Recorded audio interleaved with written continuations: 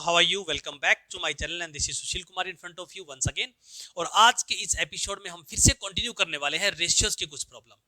देखिएगा, जब रेशियोज का टॉपिक चल रहा है तो ऑलरेडी हम 3-4 वीडियोस आपको ये डाल चुके हैं चैनल में, तो उसके ऊपर कुछ और प्रॉब्लम्स मेरे सामने आई, तो क्यों ना आपसे ये डाउट शेयर किए जाएं कि कैसे आप इन क्वेश्चंस को सोल्व करेंगे। These are very latest question. एक कंपोजिट मैथ्स की बुक से मैं कुछ क्वेश्चंस देख रहा था, तो वहां सामने आए तो मुझे लगा डिस्कस करना चाहिए आपसे। देखिएगा क्वेश्चन क्या है। Question number 1, if a ratio b is equal to 7 ratio 8 and 6 ratio a is equal to 3 ratio 7, then b is equal to। तो आपको इस b का वैल्यू फाइंड आउट करना है। यहाँ पे दो प्रोपोर्शन आपको गिवन है। पहला प्रोपोर्शन आपको ये वाला गिवन है और दूसरा प्रोपोर्शन आपको दोस्तों ये वाला गिवन है। ठीक है, तो पहले इस वाले प्रोपोर्शन में देखिए एक ही वेरिएबल है, तो यहां से आपको a का वैल्यू मिलेगा और यहां से जो a का वैल्यू मिलेगा उसको आप यहां यूज करेंगे तो यहां से आपको b का वैल्यू मिल जाएगा। बहुत ही इजी सा क्वेश्चन है। देखिएगा, यहां आप इस वाले प्रोपोर्शन से लिखेंगे 6/a is equal to 3/7, right और नॉट। ये दोनों रेशियो हैं, दोनों रेशियो में है और इक्वल है इसके। यहां पे अगर प्रोपोर्शन सिंबल भी है, अगर यहां पे ऐसा भी है, then also the question is same. Confuse नहीं होना है आपको, सेम क्वेश्चन है, कोई चेंज नहीं है इसमें, ठीक है ना। देखिए, अब यहां से क्रॉस मल्टीप्लाई करेंगे हम, तो 3 into a is equal to 6 into 7 हो गया और a is equal to 6 into 7/3 हो गया, राइट और नॉट। ये बनेगा 3 कहां जाएगा, डिवाइड में जाएगा। 3 इंटू 3 3 2 जा 6, तो a इज इक्वल टू हो गया 2 इंटू 7। a का वैल्यू दोस्तों 14 आ गया आपका, राइट। अब हम इस 14 जो वैल्यू हमारा एक आया है उसको हम यहां पे पुट करेंगे, क्योंकि इस वाले प्रोपोर्शन से मेरे पास कंडीशन क्या बनने वाली है, a रेशियो b का मतलब a/b is equal to 7 ratio 8 का मतलब 7/8। a का वैल्यू ये 14 यहां पे पुट कर दीजिएगा, सब्स्टिट्यूट कर दीजिएगा 14/b is equal to 7/8। Clear. चलिए, उसके बाद हम करेंगे क्रॉस मल्टीप्लाई, तो b इंटू 7 आपका हो जाएगा 7 इंटू बी और b इंटू 7 इंटू में 14 इंटू 8 हो गया। अब 7 आपका डिनोमिनेटर में चला जाएगा, 14 इंटू 8 डिवाइड बाय 7 हो गया। ठीक है, 7 1 जा 7, 7 2 जा 14, सो 2 इंटू 8 आपका b का वैल्यू दोस्तों आ गया 16। b का आंसर क्या रहेगा, 16 आंसर आ गया b का। तो ऑप्शन में देखिए c आपके पास करेक्ट ऑप्शन होगा। ठीक है, तो ऐसे जब भी आपके पास डबल प्रोपोर्शन हो तो आपको ध्यान रखना है, डबल प्रोपोर्शन में आप पहले उस वाले प्रोपोर्शन को सोल्व करें जहां पे सिंगल वेरिएबल मिसिंग है, सिंगल वैल्यू मिसिंग है, यानी सिंगल वेरिएबल गिवन है आपको। ठीक है, फिर उसके बाद उसका वैल्यू दूसरे में पुट करिए और आपको आंसर मिल जाएगा इजीली। ठीक है, चलिए क्वेश्चन नंबर 2 के लिए आगे बढ़ते हैं। C question number 2 in front of क्या है, फिर से बिल्कुल यूनिक क्वेश्चन है। इफ 2/3 ऑफ ए, 2/3 किसी वैल्यू ए का, किसी टर्म ए का 4/5 ऑफ बी उसके इक्वल है, देन ए रेशियो बी आपको फाइंड आउट करना है। यहां पे मोस्ट ऑफ द केसेस में आंसर जो है वो रॉन्ग दिया जा रहा था, और क्या दिया जा रहा था वो भी मैं आपको भी डिस्कस करूंगा। चलिए सॉल्यूशन सॉल्व करते हैं। 2/3 ऑफ ए, 2/3 का मतलब हुआ दोस्तों 2/3, a is equal to 4/5 of b, इसका मतलब हुआ 4/5 ऑफ b। ऑफ का मतलब मल्टीप्लाई होता है, तो आप इसको डायरेक्टली लिख सकते हैं। ठीक है, इंटू b हो गया। क्लियर।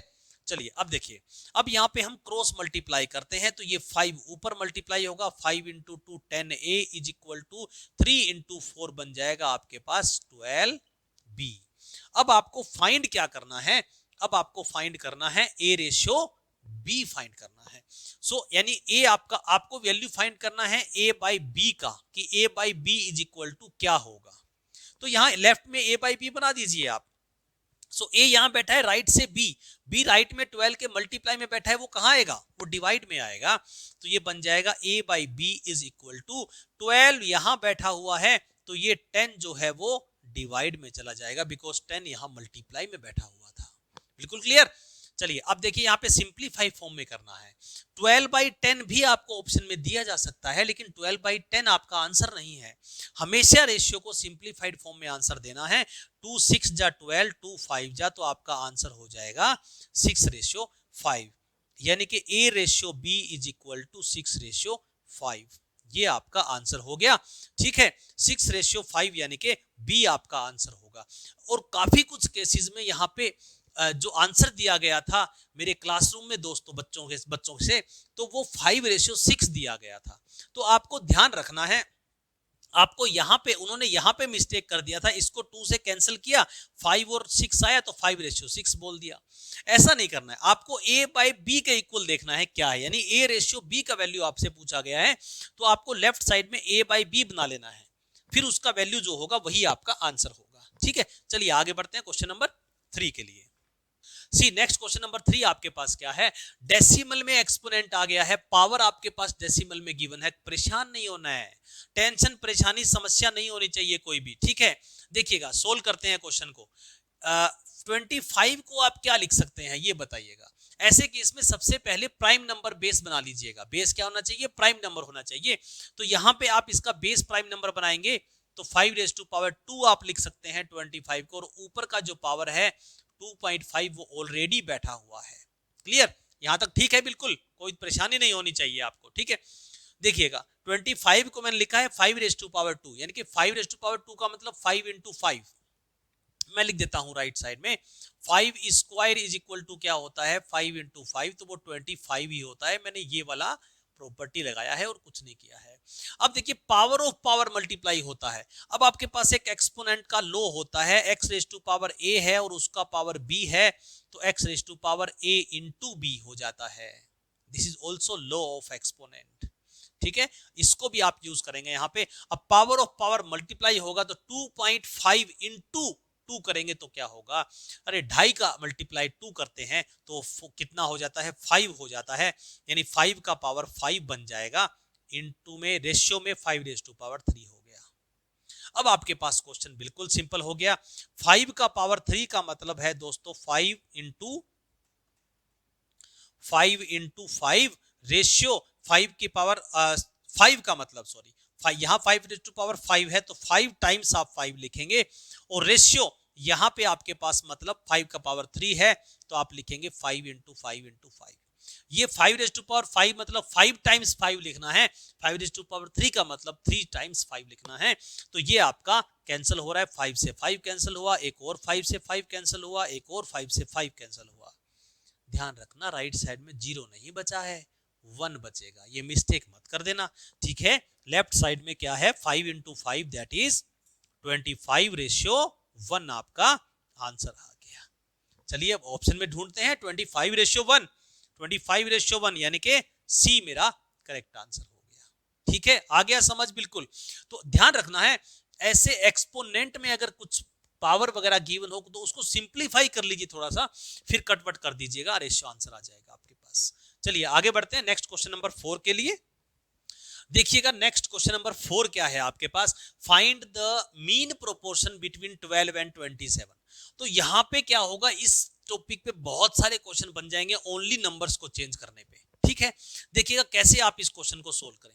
सबसे पहले तो मैं आपको बता दूं, इसका एक शॉर्टकट यूज किया जाता है कि मीन प्रोपोर्शन जब भी निकालना हो तो क्या करना होता है, कोई भी दो नंबर का मीन प्रोपोर्शन जब पूछा हो तो उन दो नंबर्स को मल्टीप्लाई कर दो और फिर उसके ऊपर स्क्वायर रूट लगा दो, आपका आंसर आ जाएगा।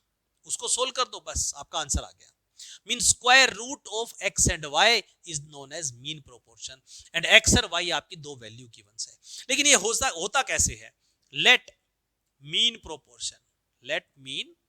प्रोपोर्शन हम मान लेते हैं कि मीन प्रोपोर्शन जो है 12 का और 27 का x है। तो मीन प्रोपोर्शन का मतलब क्या होगा कि x उन दोनों के बीच में बैठा हुआ है, बिल्कुल सेंटर में बैठा हुआ है, राइट और नॉट। अब देखिएगा जब 3 टर्म्स को आपको प्रोपोर्शन में लिखना है तो आप कैसे लिखते हैं, जब 3 टर्म्स को प्रोपोर्शन में लिखना है तो 12:x और प्रोपोर्शन x:27। क्लियर, तो ये जो है वैल्यू आपका x जो है मिडल वाला वैल्यू जो है वो रिपीट होता है, यानी कि मीन टर्म को आपको क्या करना है, रिपीट करना है। ठीक है, सो ये क्या हो गया 12/x is equal to x/27। ये वाला एक फ्रैक्शन रेशियो बन गया और ये वाला एक रेशियो बन गया। अब क्रॉस मल्टीप्लाई कर दीजिए, x इंटू एक्स करेंगे तो आपके पास x² बन जाएगा और 12 × 27 हो गया। आपको एक्स स्क्वायर का वैल्यू नहीं चाहिए, आपको एक्स का वैल्यू चाहिए, ठीक है। और जल्दी नहीं करना सॉरी, जल्दी नहीं करना है आपको, यहां पे 12 और 27 का मल्टीप्लाई नहीं करना है, बिल्कुल नहीं करना है, अपना समय खराब मत करिएगा। उसके बाद देखिए हम क्या करने वाले हैं यहाँ पे, अब आपको क्या करना है, x equal to x square is equal to आपके पास है 12 इंटू 27। तो x को एक्स स्क्वायर को कट करने के लिए हम क्या करेंगे, स्क्वायर रूट लेंगे दोनों साइड। तो क्या हो जाएगा, यहाँ पे x बाहर आएगा, बिकॉज एक्स स्क्वायर जो है वो स्क्वायर रूट को कैंसिल कर देगा, और 12 के फैक्टर आपके क्या होंगे, 2 into 3 into 2 into 3 2 into 2 into 3 sorry 2 into 2 into 3 क्या हो गया, 12 के फैक्टर हो गए, और 27 के फैक्टर्स हो गए 3 इंटू 3 इंटू 3, ठीक है। उसके बाद आप इसका स्क्वायर रूट भी करना है, क्योंकि स्क्वायर रूट पहले से बैठा है, तो पे स्क्वायर रूट के सिंबल से पेयर्स में नंबर बाहर आते हैं, ध्यान रखना। दोनों 2 में से एक 2 बाहर आ गया, इन दोनों 3 में से एक 3 बाहर आ गया, और इन दोनों 3 में से एक 3 बाहर आ गया। x इक्वल टू होगा 3 3 जा 9 इंटू 2 18 दोस्तों, आंसर आ गया, राइट और नॉट, क्या आंसर रहा, 18 आपका आंसर हो गया, x इक्वल टू 18, तो सी आंसर मेरा फिर से करेक्ट हो गया। चलिए आगे बढ़ते हैं क्वेश्चन नंबर 5 के लिए। तो x इक्वल टू 18 मैं यहां लिख देता हूं, यहां से थोड़ा विजिबल नहीं हो रहा है आपको, चलिए 18 मेरा करेक्ट आंसर हो गया। अब देखिए दोस्तों, आपने सिंगल मीन प्रोपोर्शन निकालना सीख लिया है कि दो नंबर के बीच में मीन प्रोपोर्शन निकालना है, तो उनका मल्टीप्लाई करके स्क्वायर रूट कर दो, मीन प्रोपोर्शन आ गया। यहां पे नया क्वेश्चन आपके सामने है, find the two mean proportion between 2 and 54। दो मीन प्रोपोर्शन निकालने हैं, ठीक है ना, आपको दो। तो देखिए कैसे सोल्व करेंगे इस क्वेश्चन को, यहां पे सिर्फ फिर से वही प्रोसेस लगाइए जो आपने प्रोसेस सीखा है कि आपको क्या करना है, मीन प्रोपोर्शन फाइंड करना है। लेकिन इस बार दो मीन प्रोपोर्शन पूछे हैं, तो दोनों अलग अलग वैल्यू कंसीडर कर लेते हैं। Let two mean proportion x and y, तो हम क्या करेंगे, 2 ratio x proportion y ratio 54, यही बनेगा। जब हम दो मीन प्रोपोर्शन लेंगे तो ये दोनों मीन टर्म्स होती हैं, ठीक है। इससे पहले दोस्तों रेशियो के ऊपर 4 वीडियोस मैं देख चुका हूं, अगर आपने नहीं देखी है तो बेसिक्स वाली 4 वीडियोस पहले देखिए, फिर आपको ये क्वेश्चन सोल्व करने में बहुत ही मजा आने वाला है, ठीक है।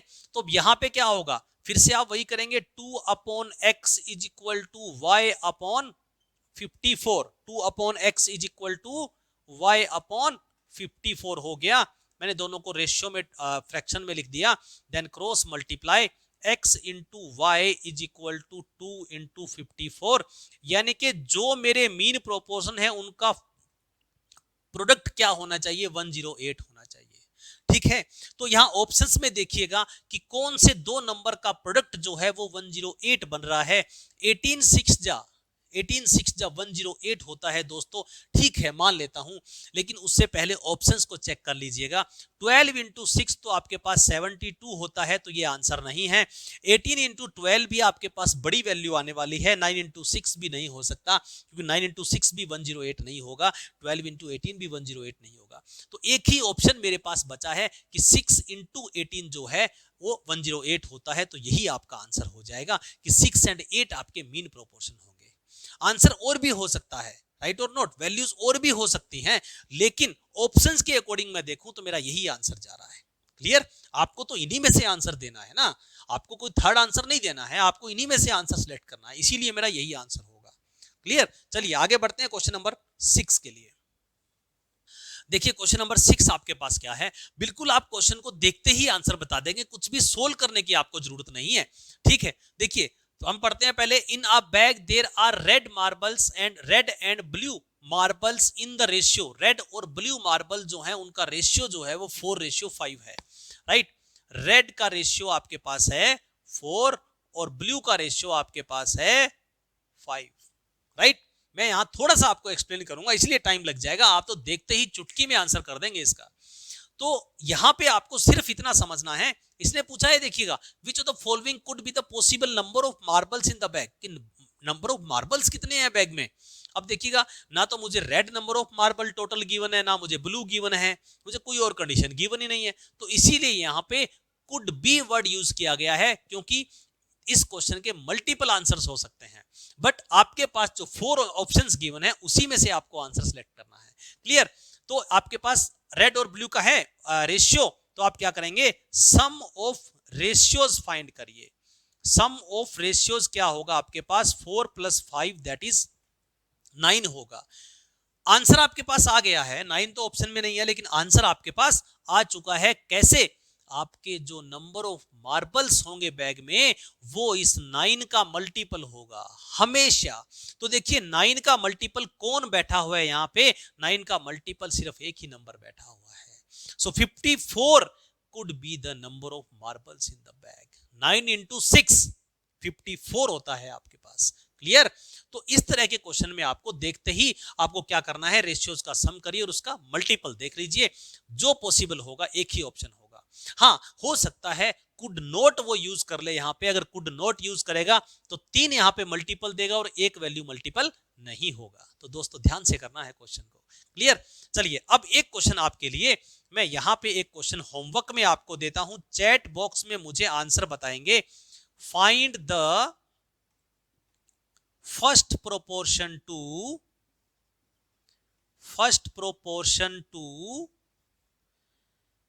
35 एंड 25। क्या लिखा है क्वेश्चन आपके लिए है, find the first proportion to 35 and 25। मैं आपको ऑप्शंस दे देता हूं। क्या दे देता हूं मैं आपको?